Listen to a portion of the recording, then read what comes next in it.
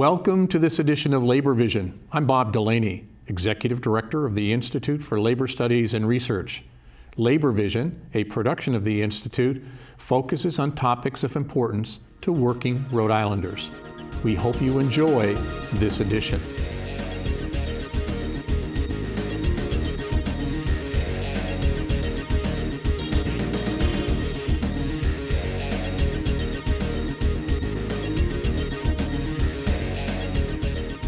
Hello and welcome to Labor Vision, a production of the Rhode Island Institute for Labor Studies and Research. My name is Hammond, Workforce Labor Liaison at RIILSR, and joining us tonight is a familiar face, Jim Parisi, from the Rhode Island Federation of Teachers and Health Professionals, here to talk to us a little bit about the continuing contract bill that just passed recently last week. Thank you for joining us. Thank you for having me on the show, Erica. Now, can you start by telling us a little bit about how this bill got started? So we've been working on this bill along with some other unions for almost 10 years now. In past years, the issue of what happens when a contract expired were not a problem because it was settled. Everyone understood contracts would continue while you bargained a new one. And then in 2009-2010 time period, the East Providence School Committee decided to force some changes on the teachers when the contract expired. The courts allowed them to do so. Judge Silverstein issued a ruling saying that once the contract expired, management had a right to make changes. And we've been trying to deal with this issue legislatively ever since that time. So that one bad court ruling really set the precedent for a lot of this in fomenting unrest in the workplace. It really did, because as I said, for decades, whenever a contract expired, things would continue unchanged. And that practice was even addressed by the courts in the early 90s during a Warwick teacher strike. And there was an issue of what happened when the judge told the teachers to go back to work. Understanding is they'd go back under the terms of the old contract. That issue went to court, and the court at that time said, that's the way it is. Contract continues until a new one is put into place. But things changed when a different judge came around and gave a different ruling in the East Providence case. So it wasn't always like this, and how did it differ beforehand? Well, there was some comfort for workers who are at a point where their contract expired and they're forced to go back to work, or they choose to go back to work, knowing that they know what their pay is, they know what their benefits are, they have a right to file a grievance if an issue comes up, they know in a teacher's case what class size is. So there's comfort in knowing that these are the terms and conditions of my employment. What radically changed with the East Providence situation and some other situations like a firefighter issue in North Kingstown was that the contract expired and things changed. And in the East Providence case, it was a school committee that actually cut pay and cut benefits when the contract expired that really caused so much focus on this issue. And so is this the only way to really correct this, is to pass a bill in the General Assembly? So one thing that the employers, the school committees and the mayors and the town committee members said during this debate was, well, if you want contract continuation, just put it in your contract. And the truth is, some of our contracts, I know a lot of AFSCME contracts, have contract continuation provisions in them. The problem is, if you have an employer that doesn't want to honor that contract generally, they can ignore that specific clause. And also, that issue went to court in Cranston years ago, where a judge ruled that by state law, public sector contracts can only be for 3 years. Therefore, whether you have a contract continuation clause in that contract or not, it doesn't matter. After 3 years, all bets are off. So really the only way to deal with this was through the legislature. Okay. And now, you mentioned it previously. We saw some examples of this happen already with the firefighters, right? What are some other examples of this? So there are not a lot of examples because 99.9% of the time employers didn't change contracts when contracts expired. But we had the East Providence case with the pay and benefits. We had the staffing issue in the shifts in the firefighter case. And then more recently, Warwick teachers in just a couple of years ago when their contract expired, that school committee wanted to change terms and conditions of employment. They even went so far as to tell teachers they didn't have a right to file a grievance because the contract expired. So it's not just paying benefits, it's rights that are at stake when employers are free to make unilateral changes, and that's why the legislation was so important to us. And now, this hasn't stopped a lot of chief executives from passing false narratives around a continuing contract, right? What has been happening there? Well, Chicken Little is what's happened. So this legislation has been in the limelight for a couple of years. We actually got this bill passed 2 years ago, only to be vetoed by Governor Raimondo at the time.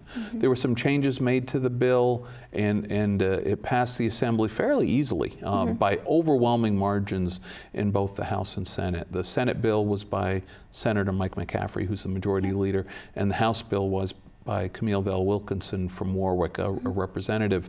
Both those bills were overwhelmingly passed, but the League of Cities and Towns and a handful of mayors, not a majority of the mayors, not all the mayors, but a handful of mayors have been claiming that the sky is falling, the world is about to end, and if the governor signed this bill, the earth would stop turning on its axis. I feel pretty proud right now. That's both my senator and my representatives. You have some terrific pro-worker advocates in Warwick. Now, what was I going to say? You had mentioned something and it triggered. So what made it different this time? That aside from having both of them on board and pushing this, what made it different this time that got this passed? Well, I think the league and these very vocal mayors overplayed their hand. I sat in on the Senate Labor Committee hearing on this, and Senator Frank Lombardi from Cranston asked each of the folks coming up to the witness stand, give me an example on how contract continuation costs you money. And they couldn't come up with an example. So I think the league and these very vocal mayors have been exposed for not telling the truth.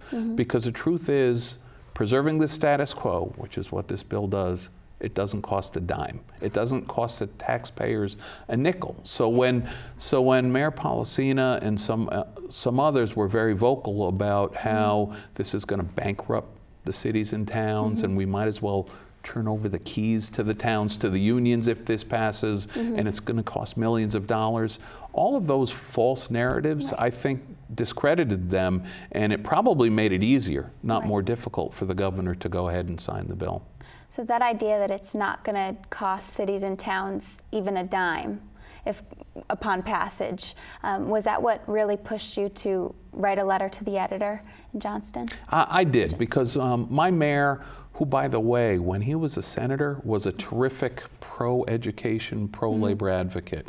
But as mayor, you know, he's the chief executive. And but I've got to say, as an aside, there are other mayors who have no problems with this contract continuation. We're very quiet about it, and we'll remember those folks come election time. But my mayor was pushing this false narrative, as you will, misleading people into thinking that this bill was going to cost taxpayers money. So I wrote a letter to the editor in the Sunrise, my local newspaper in Johnston. I wanted to tell the truth, you know, let the readers know that status quo doesn't cost anything, and that just locking in your pay and benefits does not cost taxpayers any more money. People want pay raises if they're workers, but they don't get pay raises under contract continuation legislation. So I wanted to say that very loudly and clearly. And then the mayor, when he was complaining about this bill, gave an example of, well, what if a town wanted to change medical insurance providers and they could save money doing so? Contract continuation would prevent that from happening. And I had to tell the readers that that's just not true. We have a state law that doesn't allow us to name a specific provider in our contracts. So all public sector labor contracts in the state don't name one provider, one company or another, and that as long as the benefits didn't change, the mayors were free to make those different changes and save their money. So contract continuation is not a problem, and the folks that claim it is are really probably just trying to find someone to blame when they do raise taxes for other reasons in the future. Right. Did you get any responses or did anyone reach out asking more questions? I got a lot of positive feedback. Yeah. I live in town, I'm in my community, and I heard a lot of positive things about, I'm glad you told the truth about it, because there are other people who aren't necessarily in public sector unions but are following these issues, and they care about what the truth is. So anytime someone like me comes around and can point to what's going on and politicians not telling the truth, I think people pay attention to that. You just need the facts to all be laid out. I mean, I was just speaking with a gentleman who's a member of a union, which I won't name at the time, but we were having a discussion about this, the continuing contracts, and he just didn't understand how it was affecting him or how it was helpful for him, and you just have to explain, because I wouldn't have known had it not been explained further to me, right? So if someone said, oh, well, it's going to do this, it's a matter of looking in and looking at the facts and seeing, is it actually going to be costing money? Is it actually going to stop me from being able to choose the medical provider? It's just making sure all the facts are laid out there so people understand, okay, this is really what's going to happen, right? I think it exposes what the league's strategy was, and that is to tell everyone this is going to cost money, say it repeatedly even though it's not true, and it sticks. And I've seen a few letters to the editor recently in the Providence Journal acting like taxpayers lost on this deal, and they did not. So that's so important. And the other thing I'd add is the bill that passed this year that the governor signed is different than the bill a couple of years ago. And the bill written this year really does, make sure that the parties are going to continue to bargain during this contract continuation. Because I know one of the other false narratives out there from the management side was that, well, the unions aren't going to come to the table, they're just going to sit on their hands for years. That's just not true. If we refuse to bargain, it's an unfair labor practice. And the bill was reworded in a way to provide that salary and benefits continue once a contract expires. But we're going to be in a position where we have to go through the existing arbitration process. It's not binding on money, but it's binding on other things before all of this is triggered. So again, people didn't read the bill, understand the bill, they don't understand how things work, and it's allowed some folks to make a false assumption that it's cost money when it doesn't. So are you confident in saying that this bill is the strongest, this is a strong bill compared to the ones in the past? Well, actually, the other bill, we would have preferred the bill from 2 years ago, but that's how politics is. You have to you have to have some flexibility to get things done. The governor vetoed it 2 years ago. We understood that she would veto a bill if it passed identically this year, even though we had strong support. So in the political realm and the legislative realm, you have to have a little bit of flexibility. You have to be nimble to get things done. And we were comfortable with the amendments that were made in the bill. We've still fully supported the bill, and we're certainly appreciative that the governor put her name on it. And there were more stakeholders at the table in the planning of this bill, right? There were a lot of people talking about the issues, how it could work. I know the senators and reps cared about the details about the negotiations process, and they looked into it carefully. This bill was fully vetted. I mean, this bill has been talked about for years. So the reps and senators voted yes on it because they understood the bill. They knew it wasn't a big giveaway to the unions, even though that's what the league had said, but it made perfect sense. And we're appreciative of the legislative support, and we're appreciative that the governor put her name on it a couple of weeks ago. Absolutely. I'll send my thank yous to my senator and my representative. They're terrific leaders on this issue. They understand it inside and out, and all the teachers and other public sector workers around the state owe them both a debt of gratitude. Absolutely. All right, well, we're just about out of time. I want to thank you again for joining us and kind of unraveling this for us and explaining it further into detail. Thanks for having me on the show. Thank you. All right, once again, I'm Erica Hammond. You're watching Labor Vision. Thank you again so much to Jim Parisi for joining us, and we'll hope you join us next week. Thank you for watching Labor Vision.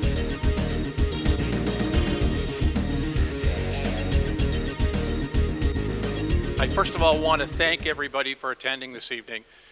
This is our 39th year. Next year, we celebrate our 40th anniversary of providing education and training to working Rhode Islanders. So I want you to congratulate yourself now for 39 years. None of that could happen without the corporate sponsors and without the union sponsors. So you noticed on the boards on the way in, on the tables in the center of your book, we will be forever in your gratitude for your support to make sure that this program can continue for another 40 years, so thank you very much. This has been, to say the least, a busy year for the Institute. And I say that more from the personnel point. This year, the staff has undergone the biggest single change in staff since the very beginning of the history of the Institute. And to be honest with you, I was really concerned. I thought, well, I'm old enough to retire. Maybe I should pull the pin right now. So, to be very honest with you, the staff that we have now, the staff that was hired over the last year, we've always had a wonderful staff, but they have outdone themselves. I think you can understand that in putting together an evening like this with only one person on staff from the year before is a little concerning. Everybody on staff has pulled together more than I can ever tell you, not just for the programs at the Institute, which have more than doubled in some cases in the last 5 months, but they pulled together this dinner. I want to take a few minutes now to introduce you to the staff of the Institute. The new Director of Finance, who's been with us basically since January, Harley Nordstrom, do you want to stand?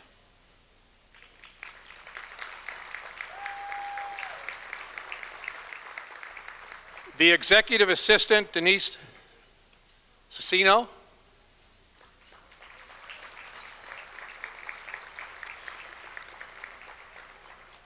I would say that she's replacing Jimmy, but nobody could replace Jimmy.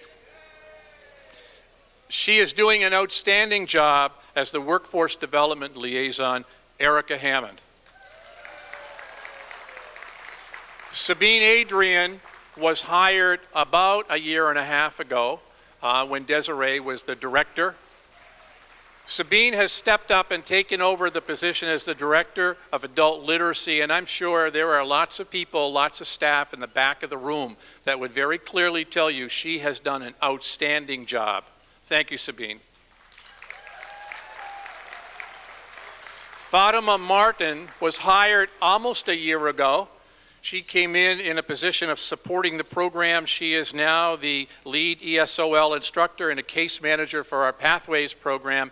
She has done an outstanding job, in particular on our program. We have a program, and we've had it for about 10 years now on a teacher assistant training program. We made a decision that we thought what we would like to do is give the opportunity for our ESOL students to get on a track to become a teacher assistant. In the middle of doing that, we found out that many people had degrees from the universities outside this country. We worked with a firm in Boston, had those degrees evaluated, found that many of them had bachelor's and master's degrees and beyond, worked with a company in Boston. They took a TA program. Many of them have become TAs, but in a very short time, we found out that 2 of them became full teachers because they had the background. The program has more than doubled, and I truly want to thank Fatima for all her work in making that happen. Margarita Martinez Gutierrez came on probably about 7 months ago now, and her responsibility as a program assistant, she does much more than that. She's the technical expert at the Institute to make sure that it works from day to day. So I truly want to thank Margarita for that. Probably, and when we talk about seniority, I really made a mistake. Paul Hubbard has been with the Institute for the last 10 years. He's the humble guy in the middle, right here. Paul has looked after all the videotaping. He has looked after the productions of Labor Vision. Everything that has anything to do with Labor Vision videotaping, the productions that you see on the videotapes for today and the last number of years, Paul has done an excellent job, and we could not have Labor Vision without him. Thank you, Paul.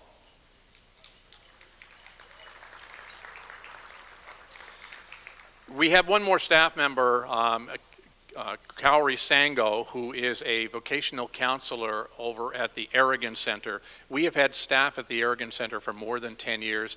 Cowrie is out on sick leave, and we wish her well and send our prayers to her, but she does an excellent job, so thank you, Cowrie. The last piece that I want to do, and something that's very important to me, is that since I've come to the Institute, everybody on staff made the Institute look good, but they made me look good in particular, because no one person runs that place and no one person can make it work. And nothing could work without the support of the staff. The transition in the last number of years has been a transition because the staff was in place for such a long time. But I do want to take a few minutes this evening to recognize some people that I asked to come back to the dinner who were on staff for a number of years. And I'm not going to tell you a whole lot about them. I can just simply tell you that in particular, whether they were there for 2 years or 5 years or 38 years, they truly made the Institute what it was. They contributed to its growth, and they contributed to me wanting to stay there every day because of the hard work that they did. Desiree Leclerc, could you stand?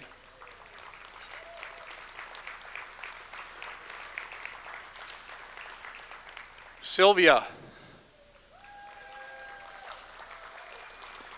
Sylvia was hired about 5 years ago, and I will tell you, she has moved on to wonderful things in New York. We wish her well. And last, Carolina Burnell. Carolina was with the Institute. Carolina, I'm guessing about 15 years. She left a number of years ago, and when it came to issues around health and safety or rights on the job, or who was going to be the bilingual person at the Institute, or who worked in the community, it was Carolina. Carolina, thank you for coming back.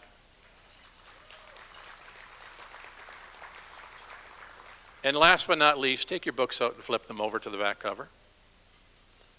Roberta, get over it. This is the one time I get to do what I want to do.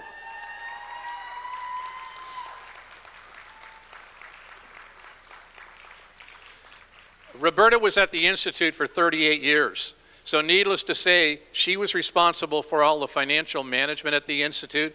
She did all of the documentation, and any of you in any of the unions know, without those financial administrators, we would be up the creek without a paddle.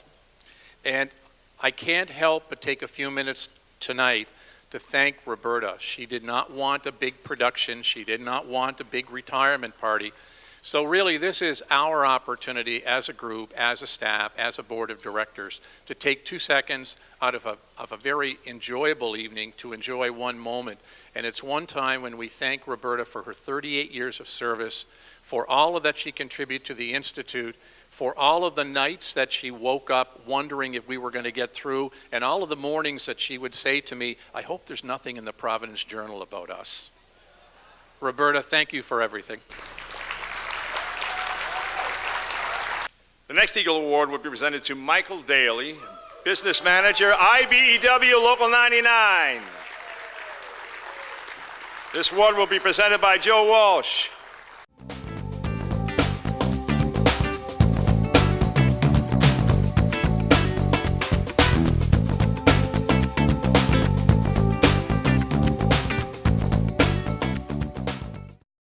There are 5 qualities that define a born leader: trust, action, perspective, focus, and vision. In the 3 decades I've known Michael, I've known him to possess all of them. He is a man of the highest of integrity, never compromising his family name for any reason, on any level. Michael is known to be the man to drive ideas forward for the betterment of all his sisters and brothers that toil in the crafts, regardless of their union affiliation or lack thereof. From wiring houses for the homeless well into the wee hours of the morning, to volunteering for countless other causes, to standing firm in caustic contract negotiations, and still taking the time to sincerely ask, how you doing today? Michael is a man who always puts himself, his union, his family, his friends, and his community before himself. With a rich family history of union leadership, Michael has continued to build on what those before him have started and followed through on the oath to the membership and to the founding fathers of the IBEW. There are many great men and women deserving of this honor tonight, but for me, I can think of none better than my friend and my mentor, Business Manager, IBEW Local Union 99, Mike Daley. It's an honor to be here tonight to accept this award. truly humbling. When George pulled me aside a few weeks ago and told me, I was speechless. It's the leaders that I've seen come up here in years past and receive awards, and now to be on that same level, it means a lot, it really does. I know Brother Sabatoni, thank you, Michael, for being there. First and foremost, I'd like to thank my family. Unfortunately, my parents couldn't join us tonight, but I know they're here with us. My brothers, Jack and Tim, who are fellow IBEW members, and their wives, Karen and Laura. Of course, my loving wife, Terry, who is there by my side every day. My sister, Pat, and my son, Michael. Thank you for being here tonight.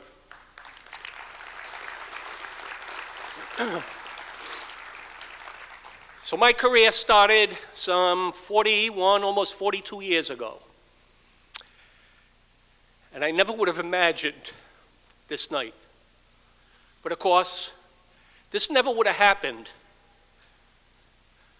if my grandfather, God rest his soul, didn't join the IBEW 100 years ago in 1919.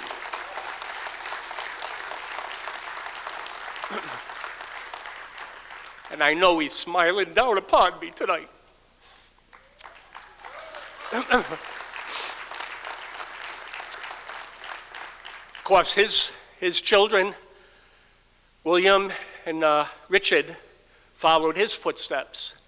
And it was because of my Uncle Richard that I'm here tonight, giving me the opportunity to become an apprentice in the IBEW Local 99 in 1977.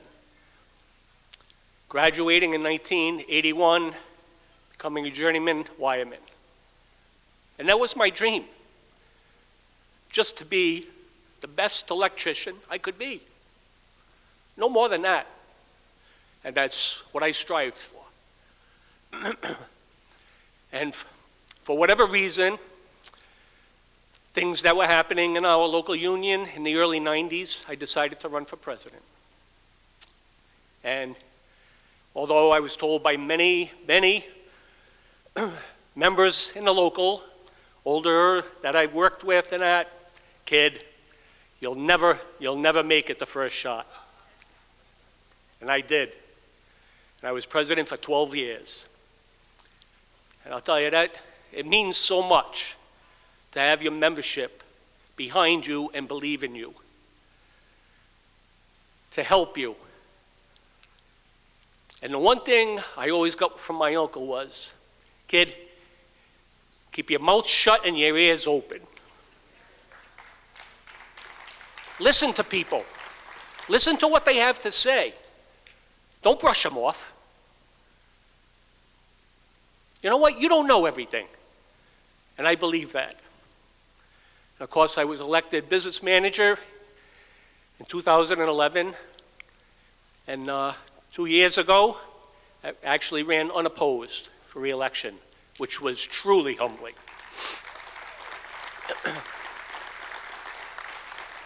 So I know Jimmy's got a tight schedule here, so we're going to wrap this up. But I have to say, you know, I'm so, as I get to the twilight of my career, to see the excitement in the labor movement today, it is so encouraging. That Stop and Shop strike, I'll tell you that, where everybody stuck together.